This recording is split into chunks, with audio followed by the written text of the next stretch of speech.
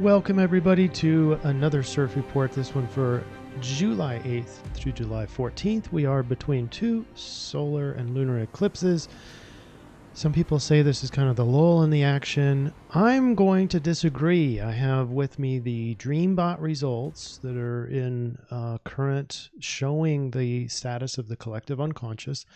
We also have an I-Ching reading, and we have a slew of astrological events that probably are going to feel much like a pressure cooker. All right, I've got the summary slide up here, have the date up here, July 8th through 14th. I'm not going to go through all the astrology, but just suffice it to say that it either feels like a breakdown or a breakthrough. And I called the astrology part of it the pressure cooker. That's the purple bubble here. Directly inside of the purple bubble is the I-Ching reading 50, hexagram 50, the cauldron. That's where you've got fire on the wood and you've got the cauldron full of basically food. You're cooking. Something is cooking. And for us, for the DreamBot, this is the collective unconscious. You can see this green bubble goes outside of the astrology because we have kind of a normalcy bias. And there's really nothing normal about the astrology, other than Saturn really likes to keep things the same or structure, and we'll get into all that. But basically what we're asking is it going to be breakdown or maybe even breakthrough?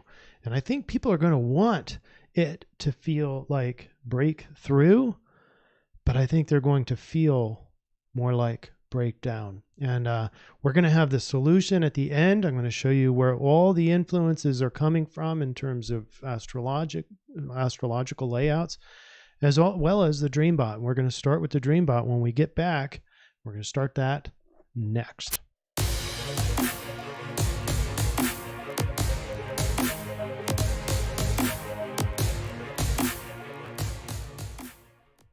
And if you haven't subscribed yet, you need to do that so that you don't miss any of these CIRF reports. We had a very important update last week between the solar eclipse and July 4th. There was a big change in energy that was not expected based on just the astrology alone. We were able to detect it with the DreamBot, the collective unconscious. This is our example of the collective unconscious. This was right here. And then, of course, we got the summary slide, so you can keep an eye on that as we go through all these other influences. But we're going to do the influences first. You're going to know where these energies are coming from. And then once we get done with that, we'll look at the solution. How do we need to capture that? How do we need to behave in order to capture the energy that's laid in front of us? All right, so here we go with the DreamBot. This was conducted just about an hour ago. And we have kind of a David and Goliath. We have in the red arrows, that's the David and Goliath. It's we've got to throw the whatever it is you threw at Goliath, but the point is there's some sort of foe there. There's some sort of obstacle there, and David would not be. Well, disregard that. Let's move on. All right, so blue arrows is something new, something birthed, something that's awaited, and it's all about created. They're literally like a baby there. We're sitting down. We're just watching for something new to be coming along. We're getting training in something new. So there's something new coming along. But in the gold arrows, this is like normalcy. So today, mini, regular, familiar, normally. So this is what I call a normalcy bias, meaning that if you kind of like know that there's going to be something coming down the line, it's kind of the Saturn restriction. And instead of breaking out in new creativity, it's kind of like you feeling like you're really stuck in whatever it is you're wanting. Or if you can kind of feel like anxiety about something new that's coming, then you kind of want the old to stay if you don't like what's coming, if that makes any sense. All right, let's look at the astrology, because this is really going to show you a lot about where these energies are coming from.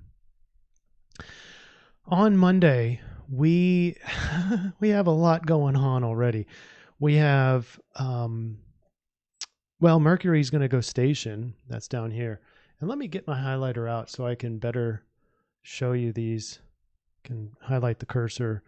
Mercury is going to go station, and so that's going to allow Mars to catch up with Mercury, and they're going to go conjunction at 622. That's in Leo. We've talked a lot about the conjunctions there.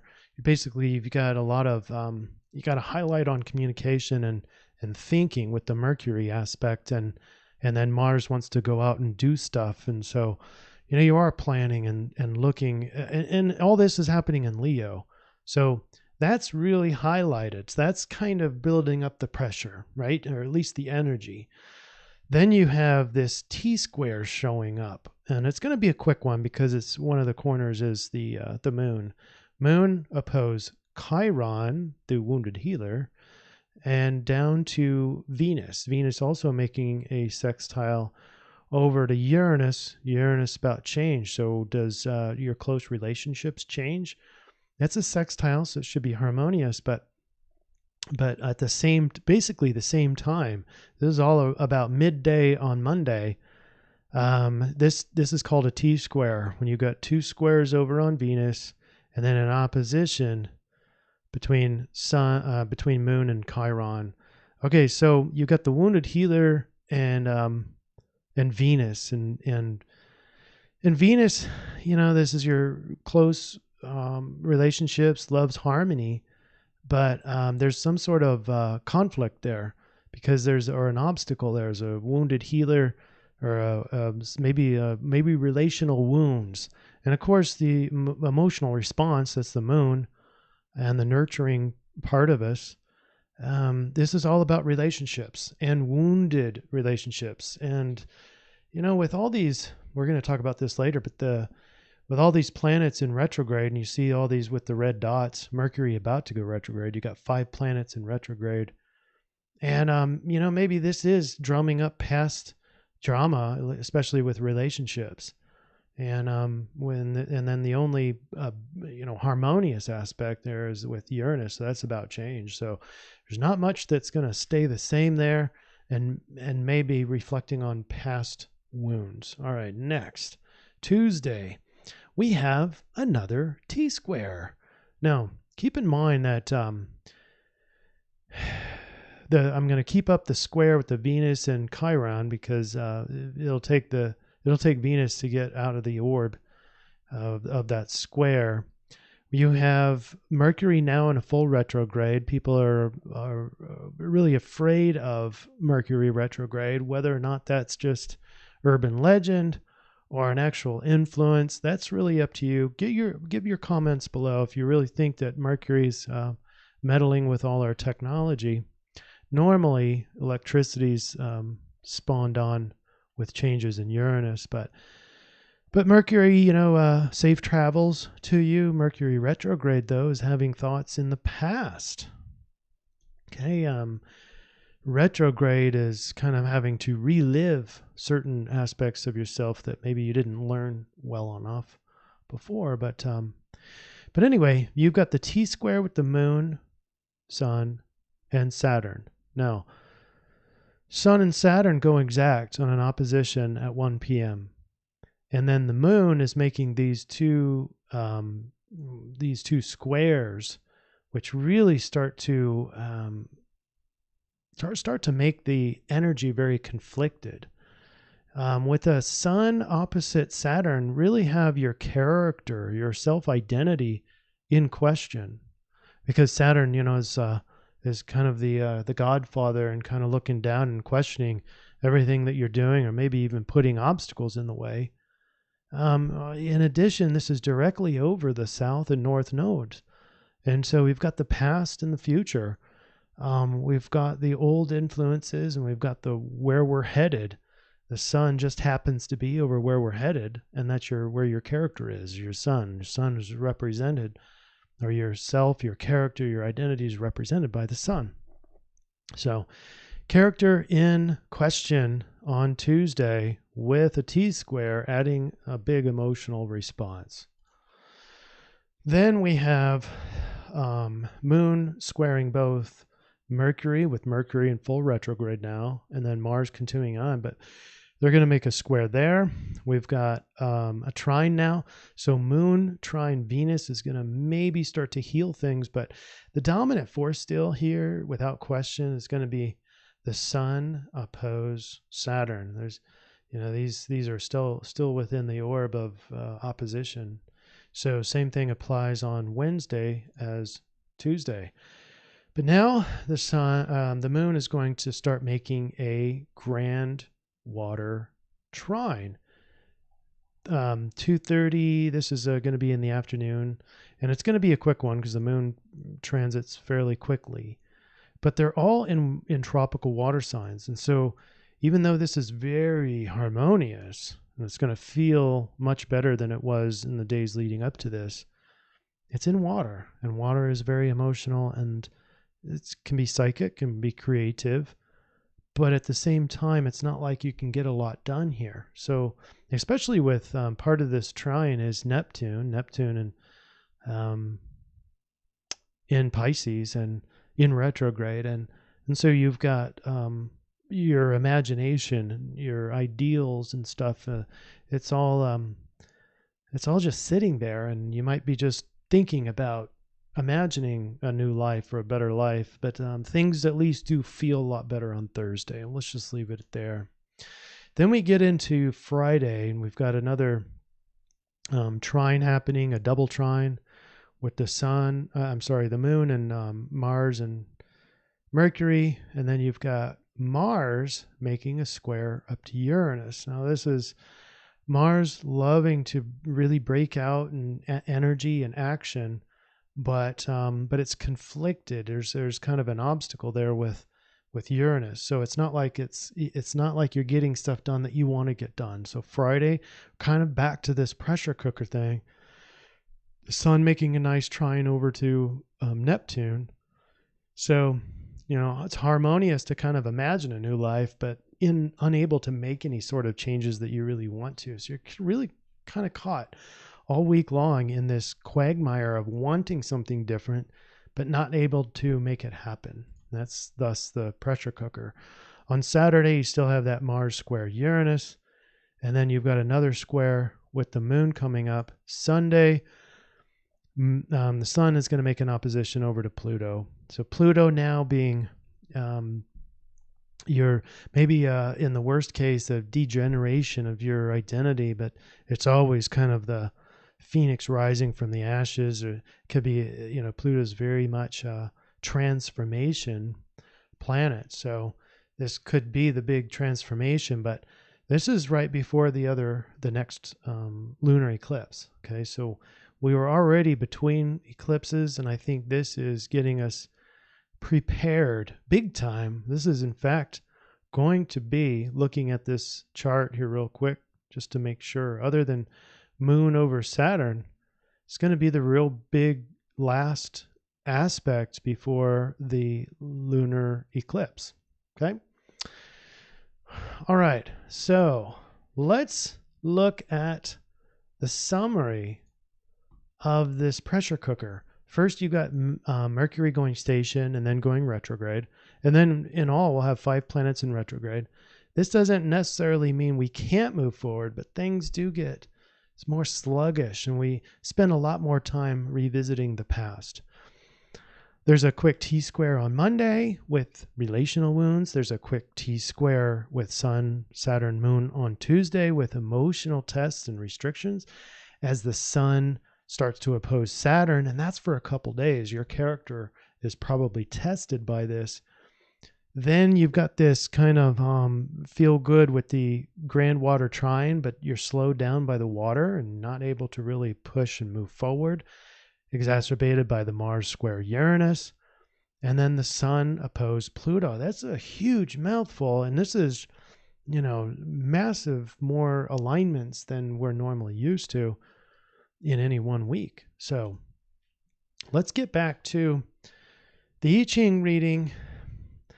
And the I-Ching reading was all over this with, let me back up and just say that this was actually done on the 7th. That's today of the recording, Sunday. And we asked for the overall main energy for the week 7/8 through 7/14.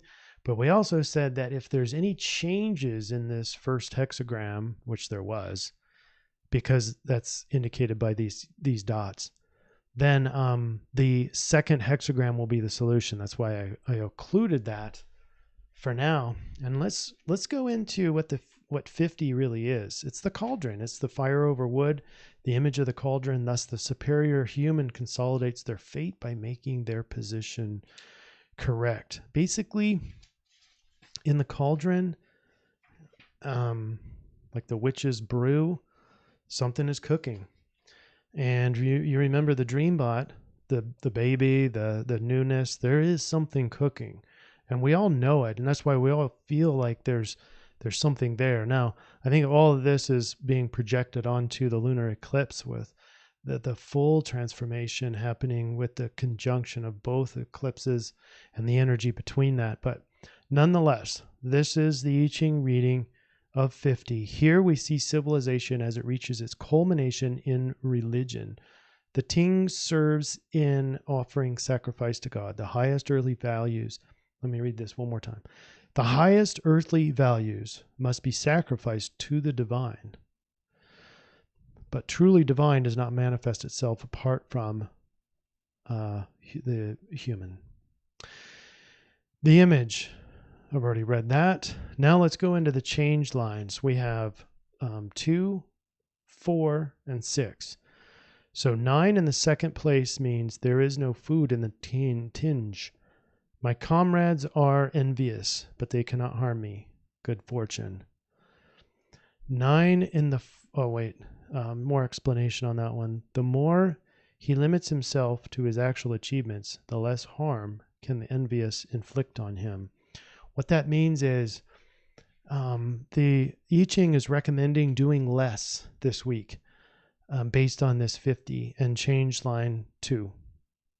So doing less is actually more, according to this. 9 in the fourth place, that's this guy here. 9 in the fourth place means legs and the tinge are broken. The prince's meal is spilled, and the person is soiled. Misfortune. Here's what Confucius says about this line. Weak character, coupled with honored place, meager knowledge with large plans, limited powers with heavy responsibility, will seldom escape disaster. So once again, and it's not about doing, it's about waiting. It's about waiting to see what's cooking. And so let's see what the 50 transitioned into. When you apply these change lines, you get 15, and that's modesty. The quality of behavior which expresses the proper balance between extremes. This sounds like good knowledge for us to have all the time, but the I-Ching says this is the solution as we transition into figuring out how best to behave for this week. The image. Within the earth, a mountain, the image of modesty. Thus the superior man reduces that which is too much and augments that which is too little. He weighs things and makes them equal. If you see what's happening right now, the I-Ching is recommending that we reduce expectations, or if we have too much going on in our life, reduce those tasks so that you can basically get ready for this new thing that's coming. I don't know if everyone can feel this, but it probably, if you're going to feel the energy of the collective, it's going to feel like kind of like a pressure cooker, or you're going to feel like, I think there's something breaking through at this point, but nothing's happening. Maybe some people feel stuck. So this is about reducing the excesses, reducing that which you don't need. He equalizes the extremes that are the source of social discontent and thereby creates just and equitable conditions. Okay? Now, what we also need to do is incorporate the Sidereal Astrology. And you can see that most of our aspects, other than the moon, the major aspects are just down here in this area. Especially, there's a T-square with Venus. There's also a T-square with the Sun. The Sun makes 2 oppositions. Venus makes a square, a sextile, a bunch of aspects. And so in this area, we're back to Gemini again. We need to be agile. We need to be witty. We need to be adaptable in this time of, well, change. We need to be able to see that this new thing coming in is divine. It's divine inspired. Not only that, but it's what our soul needs, regardless of how our emotional body receives it. And that's very indicated in all these T aspects with the moon, is that we're going to feel not real good. Some of us will have the joy of feeling the joy in it, but only those who can really accept all that is coming through. It's not to push something through. It's really to allow. Last week was the pushing upward.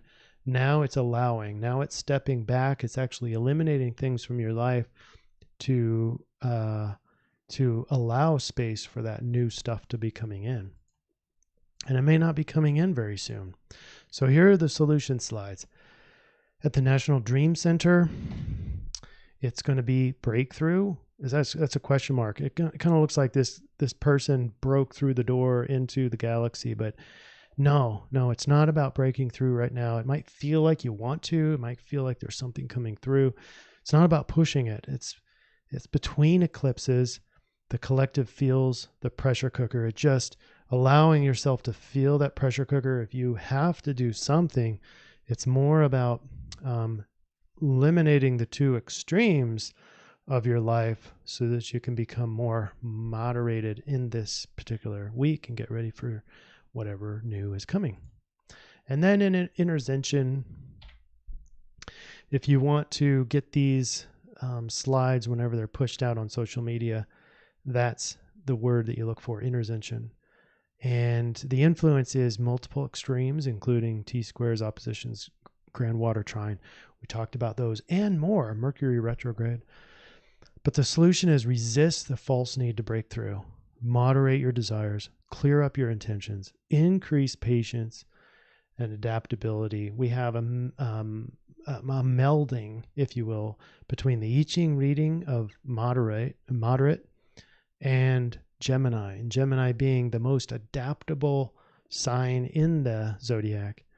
And that's what we need to be doing. We need to be accepting more, allowing more, not accepting more duties or more tasks, but accepting your situation, accepting that there's a lot of pressure build up right now, that you might have a lot of anxiety about what you need to be doing next.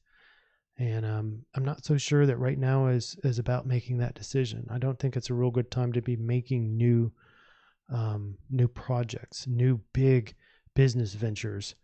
That's hopefully we'll maybe see next week, and we'll keep you updated on the energies as it flows throughout this week. But it looks like overall the week is just to sit back and just notice how the pressure seems to be building in you. And it might manifest in relational conflict. It might manifest in anxiety inside. Maybe not sleeping really well. Maybe there's a lot of shoulds, like you really need to be doing this. And the way I'm reading this is not a big change in all your to-do lists, but rather kind of eliminating the excesses to make it easier for the things that you really do need to be doing. Okay. I think that's it. If anybody has any additions, please look down below and make some comments. Also, I added a link down below if you want to. We really need more dreams, because ultimately what we want to do is have the dream bot not rely on outside dreams, but have enough dreams inside the National Dream Center to basically do these daily DreamBot runs, which the DreamBot runs are done daily, and they're posted at the National Dream Center. Link is down below. Thanks, everybody, and have a great pressure cooker week. We'll see you throughout the week.